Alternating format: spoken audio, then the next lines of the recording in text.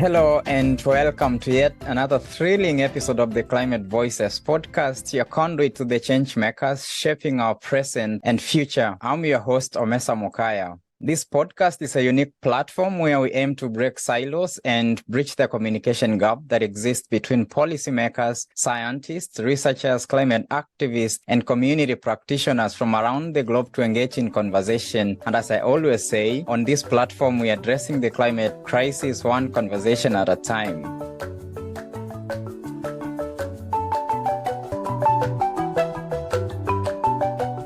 Today, we're bringing you a truly trailblazing guest, an individual who's not just leading, but also redefining the roadmap to a cleaner, greener, and more sustainable future here in the Commonwealth of Massachusetts. Our guest today, Catherine Antos, is the Undersecretary of Decarbonizing and Resilience at the Massachusetts Executive Office of Energy and Environmental Affairs. Welcome to the show, Catherine. Thank you so much. It's an honor to be here. Yeah, and as Secretary Catherine, I know you're in what I consider the captain's seat and, steering the ship in the battle against what has become to be known as the existential crisis, climate change. And certainly, you're orchestrating the transformation of the Commonwealth of Massachusetts into a beacon of climate and environmental stewardship. But before we dive into the conversation, could you briefly introduce yourself and, tell us a little bit about your background, about your journey in the past, in this space, into your present role at the moment? Yeah, I joined the Healy-Driscoll administration 3 months ago. And prior to that, I had the honor to do a bunch of very exciting different roles that have prepared me for this moment. Immediately prior, I was the Deputy Executive Director for Planning and Sustainability at the Metropolitan Area Planning Council, which is the regional planning agency for the greater Boston area. And so there I oversaw our clean energy, our environment, our transportation, our arts and culture, and our land use departments, which the latter included our economic development and our housing teams. And so what I loved about that was working with cities and towns in the greater Boston region to break down silos and figure out how we could get more resilient communities that were sustainable and that gave residents the opportunity to live, work, and thrive in the region. Before that, I was in Washington, D.C., most recently with Washington, D.C.'s Department of Energy and Environment in a couple different roles. One was Senior Policy Advisor to the Director, and then also I was the Chief of their Partnering and Environmental Conservation Branch. And so in both those roles, I had the opportunity to spearhead priority initiatives for Mayor Bowser's administration. That included environmental education, cleaning up the Anacostia River, leading regional watershed restoration efforts, building stewardship programs and workforce development programs that really focused on how we could create career pipelines for under and unemployed populations within the district. So just a lot of great initiatives that we got to do there. I spent a year working with a nonprofit along the Anacostia River, and that allowed me to really dive deep into working with community-based organizations who were interested in the restoration of the river and doing so in a way that was centered in equity so that it was really connecting Black and Brown communities to the river and to parklands where historically they had been excluded. And then I also spent 9 years with the U.S. Environmental Protection Agency, most of that time in the Chesapeake Bay Program Office, which is the nation's preeminent watershed restoration partnership. It's a partnership between the federal government and then the 6 states in Washington, D.C. that are within that watershed. And so I worked with them to develop accountability framework and adaptive management framework to figure out how we could restore water quality in the Chesapeake Bay. So throughout all that, it's been all about creating partnerships, bringing partners to the table, keeping them at the table, figuring out how we can push ourselves to go further, and creating opportunities for our residents, and really looking at environmental programs as a way to create opportunities and improve quality of life for our human residents and then also for our natural areas. And I'm thrilled to be bringing that experience and that work here to Massachusetts as we take on the climate crisis. Yeah, certainly the Commonwealth of Massachusetts is lucky to have all your experience from your past. I mean, it seems you've really worked across different sectors, from policy and implementation to working with communities and also the federal government. Yeah, so what we have seen in the past is the US being on the spot, especially when it comes to climate action, given the political standstill that has been involved. But, recently we have seen that the US is taking actually the center stage and really leading the climate action from the commitments that we've actually seen from, the Biden-Harris administration. But what we have, emphasized over time is that for effective implementation of any kind of work that we're trying to do, sometimes it's more effective when we downscale that to smaller units of implementation, say the state level, and even better at the city and municipal levels. But we have seen away from the federal, commitments through, for example, initiatives such as the Inflation Reduction Act, bipartisan infrastructure law, and apparently the White House, came up with an initiative called the Justice 40, focusing on underserved communities. But down to the state of Massachusetts, are there some of the initiatives that the Commonwealth is leading at the moment in addressing some issues around climate change, especially in decarbonization from different sectors, whether it be, buildings or energy or whichever area, as we aim to move towards achieving the climate goals that are in tandem with the rest of the globe, as we aim to keep the temperatures below 1.5? Yeah, and I will say we are in this incredible moment now where we have the political will at the federal level. And we really need that because we need all of our states, all of our communities to be doing their part to address the climate crisis and making sure that the federal government is setting a framework, policy-wise, resource-wise, to enable that change to happen. And I would say here in Massachusetts, too, we are so fortunate that we have a governor who is laser focused on climate action. She sees climate as our greatest threat and also our greatest opportunity. We have a legislature who's pushing to create enforceable limits for meeting greenhouse gas reductions in 2030 and in 2050. We also have cities and towns that are leaning into climate action.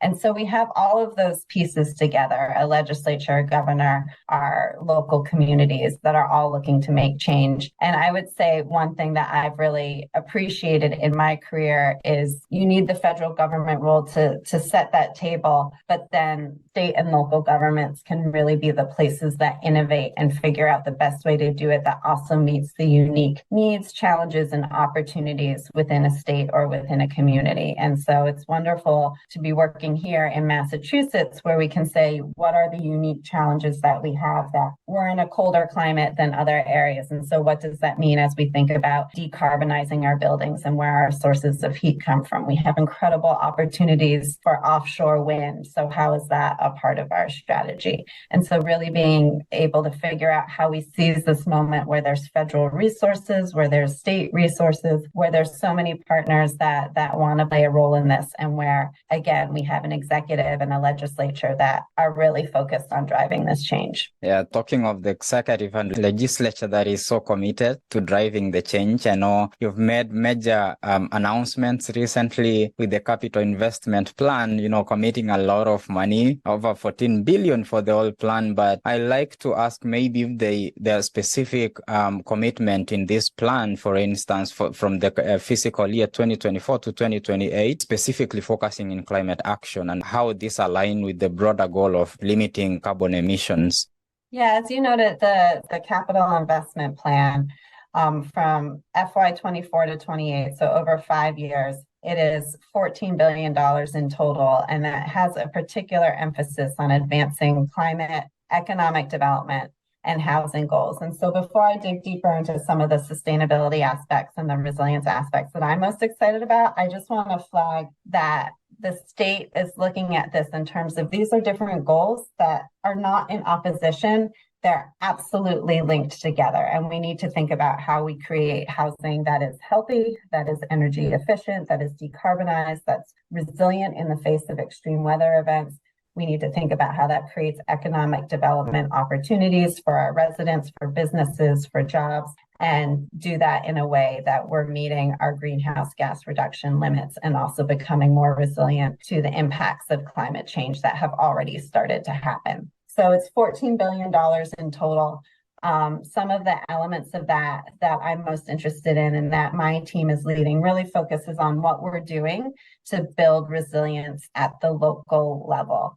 And so in Massachusetts, we have something called the Municipal Vulnerability Preparedness Program, or MVP program. And we have 351 cities and towns in Massachusetts, and 349 of them participate in this program since it started just over 5 years ago. And what they do is towns and cities, they develop plans that look at what are the unique resilience challenges that they're facing, what are their vulnerabilities, what are the opportunities that they want to address, and develop plans. And once they do those plans, then they are eligible to receive action grants from the state. Earlier this spring, Governor Healy announced the 2.0 of this planning process, where we're really asking our communities to go in, take into account the latest climate science, because you might have done your plan 5 years ago and already we have better science out there on what projections of future conditions will be. We have better resilience design toolkits that our communities can be using, and we're also using at the state level. So go in and update those plans with the latest information. But even more importantly, we're providing through this 2.0 process training and resources for communities to more deeply engage with community-based organizations and environmental justice populations to really bring that voice into the resilience planning, because that's part of our commitment to center equity and environmental justice in all that we're doing. And so the capital investment plan, what that means in terms of dollars is that in FY24 alone, there's $24 million for this program. A little over 1 million of that is to do these 2.0 plans that again is going to deepen environmental justice and bring in the best available information. And then 23 million to do the action grants, to do the work of projects that were identified in the plan. So that might be acquiring land that will help with flood control and also improve access to natural areas. That could have to do with designing and permitting resilience projects. It could also involve actually doing a restoration project like daylighting culverts or restoring streams in a way that is reducing flood risk. So we see those dollars in FY24. There's $24 million total. But then over 5 years, that commitment continues, so that as a whole, over 5 years, there's $125 million towards this project. So that's probably the element that I'm most excited about. There are also resources in the capital investment plan for state agencies, and specifically how the Executive Office of Energy and Environmental Affairs can support our fellow state agencies in implementing the State Hazard Mitigation and Climate Adaptation Plan, also known as Resilient Mass. And so we have $42 million over the 5-year period that we can provide to agencies to help them implement actions that they committed to in our 5-year climate adaptation plan known as a Resilient Mass. And examples of those types of projects have to do with retrofitting public housing to increase resilience to flood and extreme heat, developing coastal resilience strategies, improving emergency responses to extreme heat. So that's critically important too.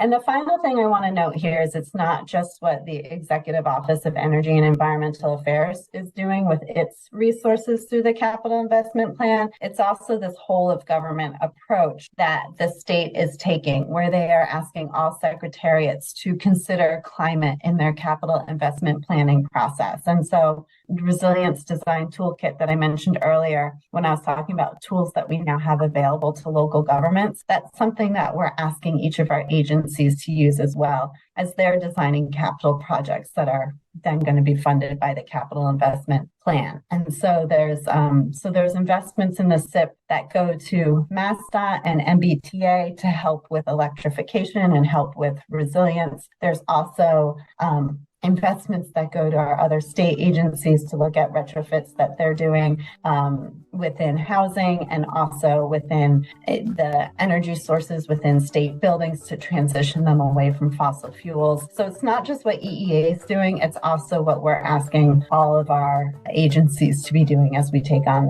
this climate action. Yeah, I like that you mentioned about decarbonizing the building sector. And I know buildings globally contribute almost 39 to 40% of the global energy emissions. And certainly that makes it a greatest priority area for, focus in terms of decarbonizing. And you mentioned, in working with other agencies, especially in cutting down emissions from this, you talk about municipal buildings, or we also have residential areas, for instance. So I will want to perhaps ask if you have specific programs where you're working with homeowners, for example, when they're building, coming up with new buildings to make sure that they conform to the International Energy Conservation Code, or any specific programs for the ones who are innovating on how they can take up into the retrofit program, and how you're working with, for example, utilities in that case, also to ensure that energy being used in these buildings, not just for the municipal, but also for the residential areas, and also commercial setup being decarbonized. Yeah, so decarbonizing buildings is one of the most complex challenges that we face about how we're going to reduce our emissions by 50% by 2030 compared to 1990, and then get to net zero by 2050. So for buildings specifically, as you noted, buildings and transportation, those are the two biggest sources of greenhouse gas emissions in the Commonwealth. And so for buildings, when we think about our emissions that are coming from residential heating and cooling, that needs to decline by 49% from that 1990 baseline by 2030. And by 2050, it needs to be a 95% reduction. And so when I talk about decarbonization, I realize that can be a bit of a wonky word. Really, that comes down to three things. It has to do with reducing energy usage, and so energy efficiency measures. In the case of buildings, a lot of that is insulation. It also has to do with electrifying our buildings. And so instead of getting that source of heat coming from natural gas or delivered oil, instead connecting our buildings to the grid, and so that we're using the grid to be providing that heat and providing that power for buildings. And then finally, making sure that our grid, that our electric generation is coming from clean, renewable sources, so notably wind and solar. So really, again, to say it even more simply, decarbonization comes down to three things. It's reduce, it's electrify, and it's clean. And so for buildings, we're fortunate that when it comes to new construction, because of the innovation and because of the knowledge sharing that we've seen, if you're now building a new building to passive house standards, on average, there's just a 1% to 2% price premium for that new building. And that's really good. And that's something that we've seen coming down. And within Massachusetts, we have stretch and optimized building codes that municipalities can opt into. And what that does is it means any new construction or major renovations are meeting energy efficiency standards, and also they're ready for electrification. And so that's making sure that the new buildings that we have in the Commonwealth are putting us on that pathway for our net zero future. However, one of the challenges that we face is that when we look at our buildings that are going to exist in 2050, over 80% of them have already been built. So what that means is that a lot of our decarbonization building goals for buildings is going to come from retrofitting existing buildings. And in Massachusetts, our buildings are heterogeneous, they are old, and so that really poses some unique challenges as we think about how are we going to achieve these solutions. But fortunately, we have several programs that are there. You mentioned programs that are run by utilities. In Massachusetts, that's our Mass Save program, which is our largest energy efficiency and electrification program. And through that, they offer audits where someone will come to your home or come to your business, look at the building and identify opportunities to improve energy efficiency and to electrify systems, and then offers incentives for heat pump, for insulation. And so each year they process about 100,000 rebate submissions each year.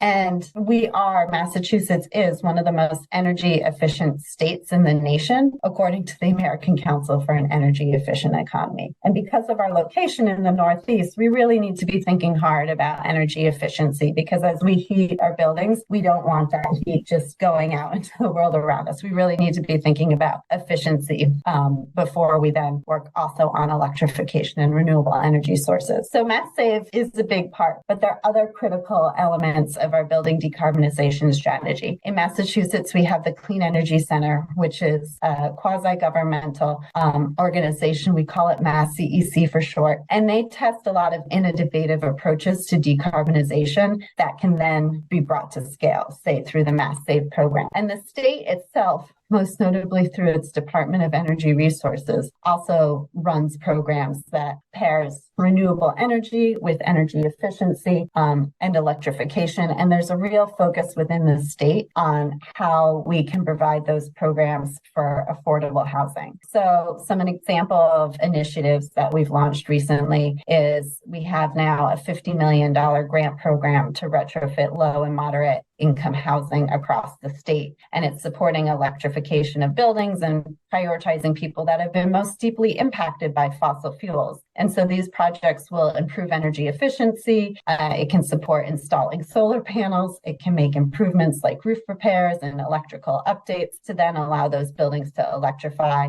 through ground and air source heat pumps and other electrical appliances. And then where applicants are seeking larger awards to this program, there are also commitments that those projects need to be providing opportunities for local workforce. So again, we're seeing that intersection of decarbonization, housing, and economic opportunity as we take on our climate action efforts.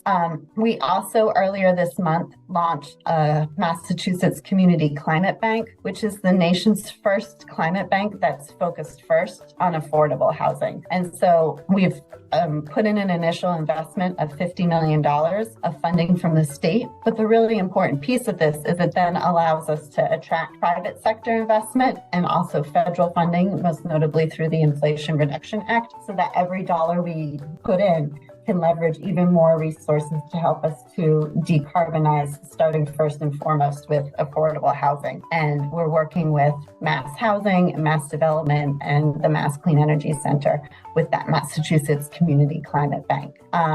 Finally, I also want to flag that not just with the state programs that I've touched on, but also with federal rebates and incentives that are coming through the federal government, including through the Inflation Reduction Act. There's a lot out there. There's a lot to navigate, and we're aware of that. And so our administration is working to create a building decarbonization clearinghouse that will serve as a one-stop shop with customer-centric, streamlined assistance for owners, residents, and businesses who are exploring options for upgrading and electrifying their buildings. And Governor Healy's first budget for fiscal year 24, the operating budget, includes almost $5 million to perform analyses and begin to pilot this clearinghouse that would help customers plan for and implement decarbonization retrofits. It's something that we expect will grow over time. We're going to stand it up in phases, but in all phases of it, there's again this equity focus where we're focusing on underserved market segments to ensure an equitable transformation of the building sector and making sure in particular that our residents that are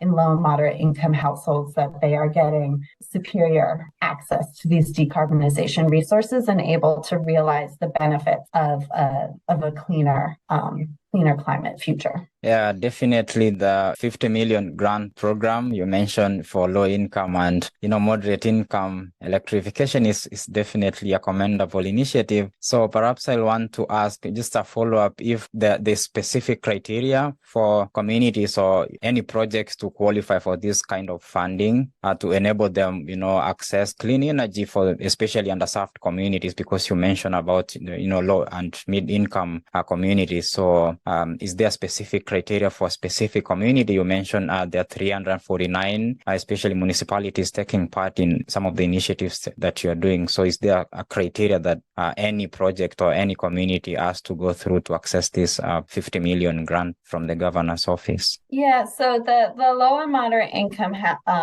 affordable housing. That specifically has to do with households where the residents of those households meet certain income thresholds. I will say some of our other programs throughout the state have different ways to really prioritize equity and environmental justice. And so, for example, there's a Merrimack Valley Renewal Fund that is created from the settlement reached with Columbia Gas for its role in the 2018 Merrimack Valley gas explosions.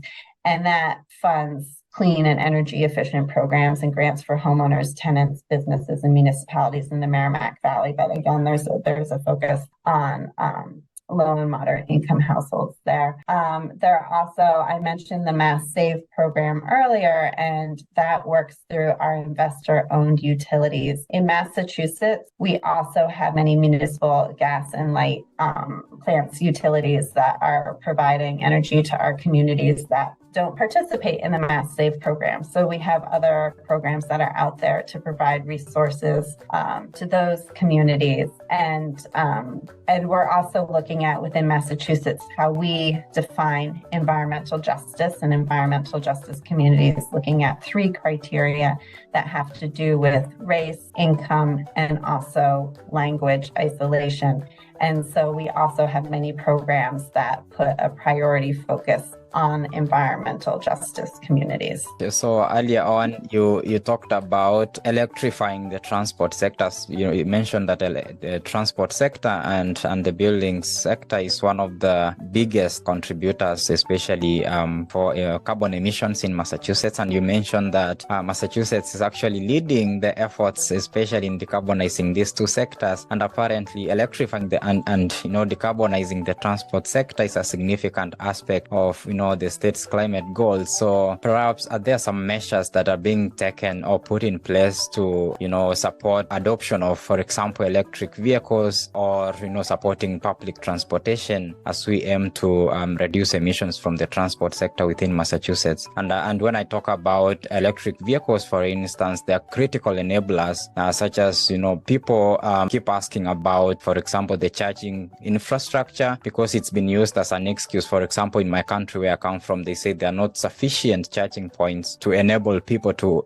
start purchasing electric vehicles. So are there specific initiatives supporting that here in Massachusetts, especially, for example, giving tax rebates for anyone who is purchasing an electric vehicle? Yeah, there's several programs that we have there. As you noted, transportation and buildings, those are 2 of the biggest sectors where we have to achieve our reductions. And so for transportation, by 2030, we need to get a 34% reduction in greenhouse gas emissions compared to 1990. And then by 2050, an 86% reduction. And for ground transportation, like duty vehicles, that percentage is even higher, because a lot of those remaining emissions in 2050 come from harder to decarbonize forms of transportation. And so in Massachusetts, we expect that by 2050, almost 100% of our light duty vehicles are going to be electric vehicles. And as you know, that's a 2-part challenge of, one, how do we get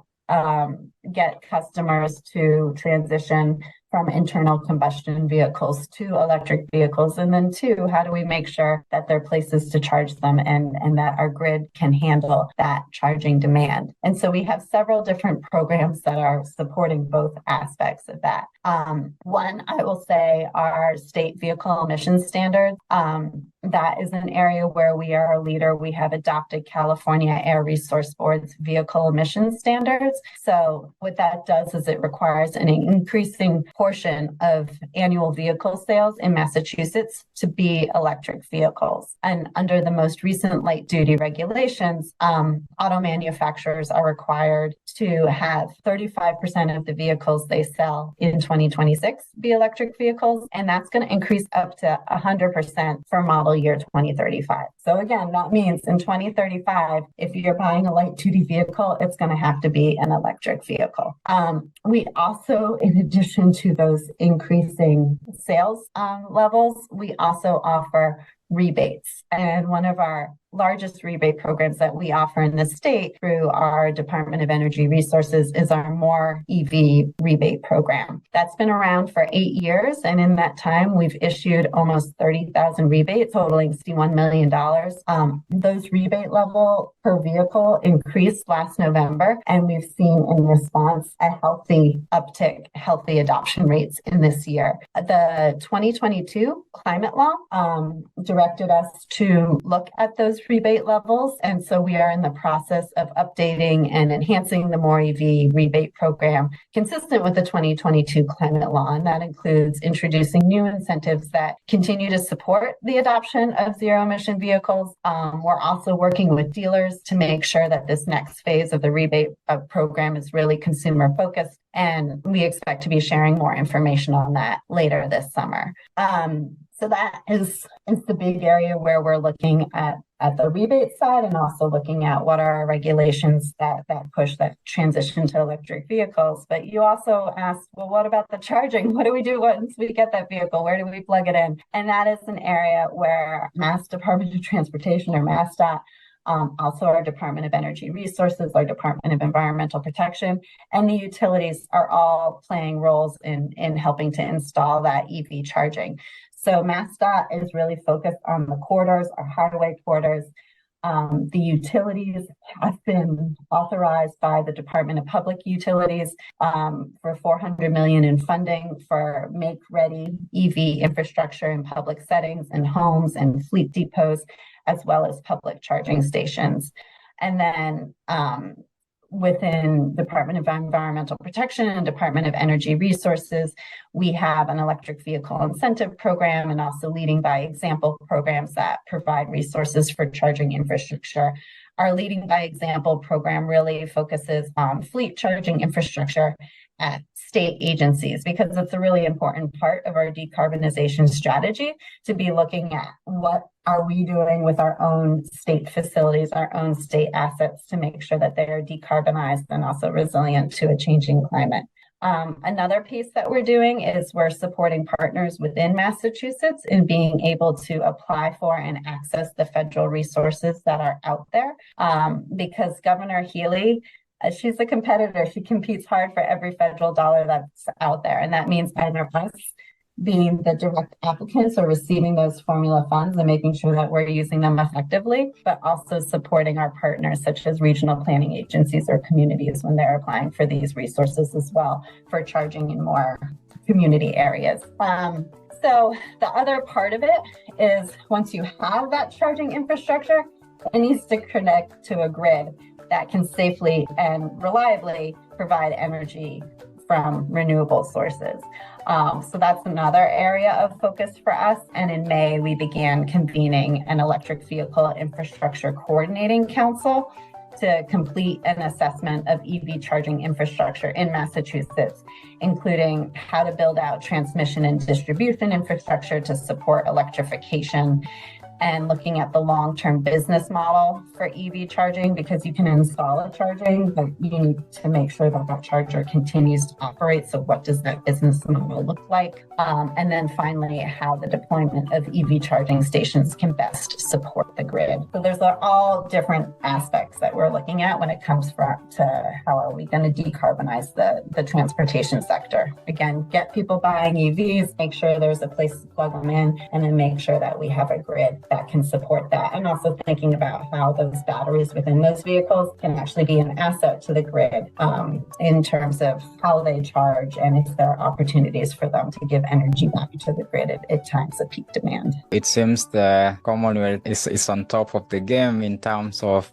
making sure that we're decarbonizing these sectors, and we have the necessary infrastructure that is needed. And I like that you mentioned Governor Hill is on top of the game too in tapping into the federal funding and resources that are given, because I know funding is one of the critical enablers again of the transformation, like I mentioned before. Yeah, so I know there's the bipartisan infrastructure law that commits a lot of billion, I think around $60 billion towards addressing some of these issues, especially for underserved communities or the environmental justice communities, like you mentioned, and infrastructure is definitely one of the areas to look at. So I was actually going to ask if there's a specific way or specific specific initiatives that, the state is working with the federal government in helping the communities to tap into the federal funding, or if there are specific criteria. Again, I'm not really sure about how communities, for example, here in Massachusetts, can tap into the federal funding that is given in addressing some of these environmental injustice and equity issues. So is there a specific program or programs that are led, for example, from the administration in helping the communities from that angle? Yeah, this is a multi-pronged approach. And I will say something that makes Massachusetts unique is that we don't have strong county level government. And so what we need to do to make sure that the ways that our cities and towns, particularly our towns, are structured is that they are still able to access the federal resources that are out there. And there's a few different ways that happens. There's so many different programs that are within the bipartisan infrastructure law and then also in the Inflation Reduction Act. And in some cases, it's formula funding that comes to the state, and then we can use those resources to support our communities. In other cases, it might be the state who's the one applying for those resources. But we're specifically thinking about projects that will help our communities build the capacity to partner with us in this decarbonization future. And so an example there is our Department of Energy Resources applied for a resilient and efficient codes implementation grant. And one of the things that, should we get those dollars from U.S. Department of Energy, it would provide resources to help train building inspectors to be able to implement our new building codes, our updated stretch code, and our new specialized opt-in code that moves new construction and significant renovations towards that net zero future through energy efficiency and ensuring that those buildings are electrification ready. And then there are other programs that a community could apply for directly. And actually some of the programs that we talked about earlier when I was talking about the Municipal Vulnerability Preparedness Program, that is a great example where, for example, the cities of Everett and Chelsea, through the MVP program and their planning and also their hazard mitigation planning, they were identifying some specific vulnerabilities within those cities, and then they used that to apply for dollars from the Federal Emergency Management Agency, or FEMA, for resilience funding. And there's other communities throughout the Commonwealth that have done that, and there are other funding sources too that are available, say for NOAA, for coastal resilience. So building off of the planning resources that we provide our communities, seeing what they've identified there, and either they can apply and we are supporting them in that application process, or we might be applying for a project that a community has identified as a priority. We also, some of our communities, because we don't have that county level government, it can be harder to identify match opportunities because some federal grants do require match dollars. And so that's another area that we're helping them to understand what are some opportunities and some strategies that they can deploy to have match, so that then they can leverage that to get additional federal resources. Our two big programs where we work with municipalities is that Municipal Vulnerability Preparedness Program, or MVP program, on the resilience front, and then also our Green Communities program, which has been around. We're just coming up on the 15th anniversary of that program, and that's really focused on reducing municipal energy usage. And so those are two areas where we work with our communities to understand what are their needs and what are additional resource needs that they have in order to implement projects, and where federal funding is a piece of that puzzle, working with them to apply for those federal dollars or pass it along through formula dollars that we can receive. Yeah, thank you so much. And, as we near the close of this, I really want to, ask if there's a way that the underserved communities, you mentioned Chelsea, I've been interested, I've been looking around, and, Chelsea is apparently one of the communities that is greatly underserved and impacted at the front lines of climate change. And also a couple of communities, for example, in Eastern Boston, or communities in Roxbury, greatly impacted by climate change. And they face a lot of issues, especially in health issues issues, and especially the communities which are closer to the Boston Logan Airport, and there are other communities which are at the front lines of climate change. And you have actually talked about some of the initiatives which are targeting these communities through, for example, the municipal vulnerability preparedness. So are there other opportunities for other communities, for example, communities from here in Worcester, communities in Framingham, to tap into some of these programs that are given? And one of the critical areas I know that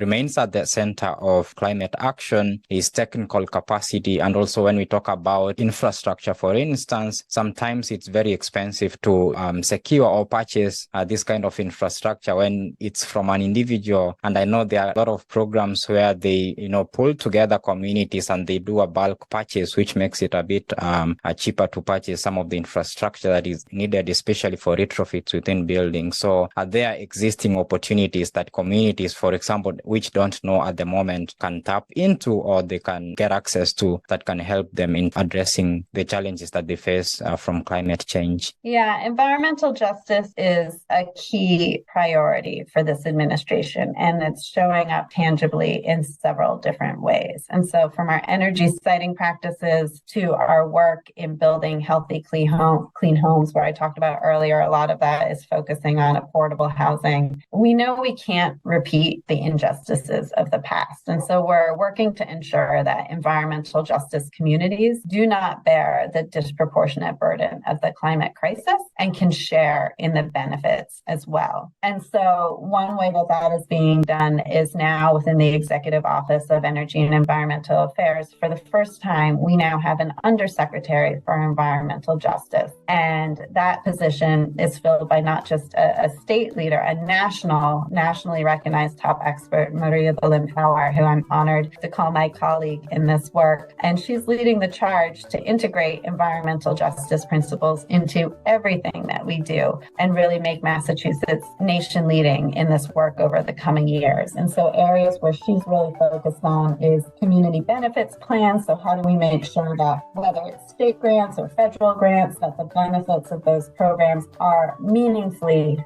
going to communities. She's also looking at cumulative impact analyses. So through our permitting processes, as we're approving different projects, how do we make sure that environmental justice populations are not disproportionately bearing the burden, not just of a single project, but of the cumulative impact of those projects over time? Also with siting decisions, we have a new energy facility siting commission that is being stood up. And a big part of it is in order to achieve this clean energy transition, we're going to need a lot more energy infrastructure for generation, also for transmission and distribution. But how can we ensure that environmental justice communities are having a voice in that, and that where we cite the infrastructure is not repeating injustices of the past? You also mentioned federal grants and how are we looking to bring federal resources to environmental justice communities. So one recent example of that is that we recently applied to the U.S. Forest Service for our urban community forestry dollars for $50 million. That would allow us to expand our Greening the Gateways program to all of our gateway cities, and that would do tree planting, which would help with urban heat island, also helps with stormwater management, with flood resilience. But a key part of that is also training and employing residents from environmental justice communities, residents that have been under or unemployed, to do this important work of planting these trees, of maintaining these trees so that they can survive. Being a tree in an urban environment is not easy. They're exposed to a lot more pollution and have less space for their roots to grow. And so we're looking at our urban forestry strategy that is addressing our key climate vulnerabilities and also doing so in a way that creates opportunities for our environmental justice populations. Finally, through the budget, both through the governor's operating budget that she introduced to the legislature earlier this year, and we're looking forward to finalizing, and also through the capital investment plan that I talked about earlier, there are investments in air monitoring too, to help us better understand and analyze what are the air quality impacts, because those have direct health impact on environmental justice populations. So those are just some of the examples that we are taking to ensure that everything that we do on climate is really centering environmental justice, looking to undo past historical harms and make sure that this clean energy and climate transition is benefiting environmental justice populations. Yeah, thank you so much for sharing that. We're coming to the end of this, and thank you so much for taking your time to share, some of the initiatives that you're taking, that you're leading yourself, and what the state of Massachusetts is taking at the moment to make sure that we remain within our climate goals of limiting carbon emissions, like you mentioned, until the year 2050 from the 1990 levels. Yeah, so is there any last words or parting shot that you want to share for anyone who's watching this or anyone who's listening to this? Because apparently this podcast, shares audience across the globe. We now have audience in over 40 countries. So anyone who is listening, we're not just having audience in Massachusetts, but your message is going across the world, because again, climate change is a global issue. So anyone who's listening to this can tap into some of these initiatives that you're talking about. So any last words you might want to say to any of our audience that is either watching or listening to this? Thank you so much for the conversation and for creating this opportunity for such a large global audience to learn lessons either from Massachusetts or through other guests that you've had on the show. I think one of the last things I want to end with is just the power of team. We're lucky, again, that we have a governor that is deeply committed to climate and looking at the interplay of climate and housing and economic opportunity. And through her commitment, she has also created the first in the nation climate chief, who is the lead for taking a cross-secretariat approach to make sure that Department of Transportation, housing, economic development, all the different aspects of our government are thinking about climate. And so working with her and her team is critically important, because my agency, Executive Office of Energy and Environmental Affairs, and our agencies within that, we do a lot, but like all things, we need our partners to make it happen, and we also need our partners within local government as well. And then finally, I just want to say, within EEA, such a strong team under Secretary Tepper's leadership. I mentioned Maria Belén Power, our first Undersecretary of Environmental Justice, but also our Undersecretary for Environment, Stephanie Cooper, and our Undersecretary for Energy, Mike Judge, and all of the commissioners and staff that we have within EEA. A lot of the exciting initiatives that I was able to share with you today, it's because we have a great bench and a deep bench. And like I mentioned at the outset when I talked about what are things in my career that have made me excited, it's that bringing partners to the table, breaking down silos, and figuring out how we're going to get hard things done. And so I'm honored to be part of that team that's figuring this out now. So thank you. Yeah, collaboration is key in anything that we do. I always say that no one has a monopoly of solutions or monopoly of knowledge. When we put our heads together, great things happen. And thank you for recognizing the great team that you've been a part of. It shows your commitment again to teamwork and collaboration in ensuring that we achieve our goals, because we are in this together, as we always say. It's been a pleasure really having you on the show. I really appreciate you taking time to take part in this, and I hope we do this sometime again. Yeah, so thank you so much, Undersecretary Catherine, and it's been a pleasure. Thank you so much. Yeah, this is the Climate Voices podcast, and I've been your host, Omesa Mukaya.